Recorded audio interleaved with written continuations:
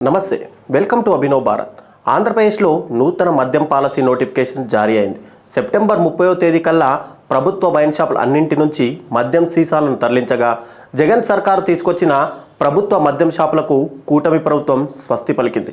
October 12 నుంచి పాత పద్ధతిలోనే రాష్ట్రమంతటా ప్రైవేటు మద్యం షాపులు నడుస్తాయి. దీనికి సంబంధించి అక్టోబర్ 1 నుండి 9వ తేదీ వరకు దరఖాస్తులు స్వీకరిస్తారు. అక్టోబర్ 11న 3,396 షాపులకు లాటరీ తీస్తారు. వైన్ షాప్ కోసం దరఖాస్తు రుసుము 2 లక్షలుగా ప్రభుత్వం నిర్ణయించింది. దసరా పండుగకు ముందే మద్యం షాపులు అందుబాటులోకి వస్తాయని ఇప్పటికే ఏపీ ఎక్సైజ్ మంత్రి కొల్లు రవీంద్ర ప్రకటించారు. గత ప్రభుత్వం మద్యం పాలసీ ద్వారా దోపిడీ చేసిందని, అందుకే ప్రభుత్వ పర్యవేక్షణలో ప్రైవేట్ షాప్స్ నిర్వహణ జరిగేలా నిర్ణయం తీసుకున్నామని మంత్రి తెలిపారు. కొత్త పాలసీ విధానం ప్రకారం లైసెన్స్ ఫీజులు 50 నుంచి 85 లక్షలుగా నిర్ణయించారు. 2 ఏళ్ల కాల పరిమితితో నూతన మద్యం పాలసీకి ఎక్సైజ్ శాఖ ముఖ్య కార్యదర్శి ఎంకే మీనా సోమవారం నోటిఫికేషన్ విడుదల చేశారు. అందుకు అనుగుణంగా మంగళవారం ఉదయం జిల్లాల్లో ఎక్సైజ్ అధికారులు షాపులను నోటిఫై చేస్తూ గెజిట్లు జారీ చేస్తుండగా ఉదయం 11 గంటల నుంచి దరఖాస్తుల స్వీకరణ ప్రారంభమైంది. కొత్త మద్యం పాలసీ ప్రకారం దరఖాస్తులను ఆన్లైన్, ఆఫ్లైన్ 2 విధానాల్లోనూ చేసుకునే వెసులుబాటు ఉంది. తొలి విడతలో 3,396 షాపులను ప్రైవేటుకు కేటాయించిన ప్రభుత్వం, దీని తర్వాత గీతా కార్మికులకు రిజర్వ్ చేసిన మరో 340 షాపులకు నోటిఫికేషన్ జారీ చేయనుంది.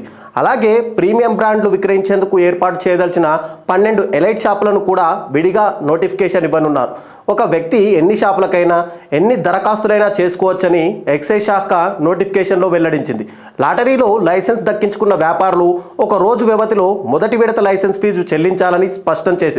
ఆ వెంటనే 12వ తేదీ నుంచి ప్రైవేట్ షాపులు తెరుచుకుంటాయని నోటిఫికేషన్లో పేర్కొంది. వాస్తవానికి సోమవారంతోనే ప్రభుత్వ షాపుల పాలసీ గడువు ముగిసింది.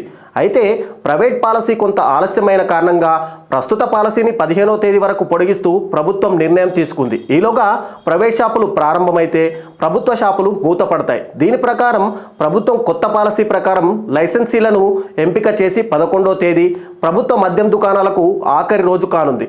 జనాభా ప్రాతిపదికన షాపులను 4 కేటగిరీలుగా విభజించిన ప్రభుత్వం లైసెన్స్ ఫీజులను భారీగా పెంచింది.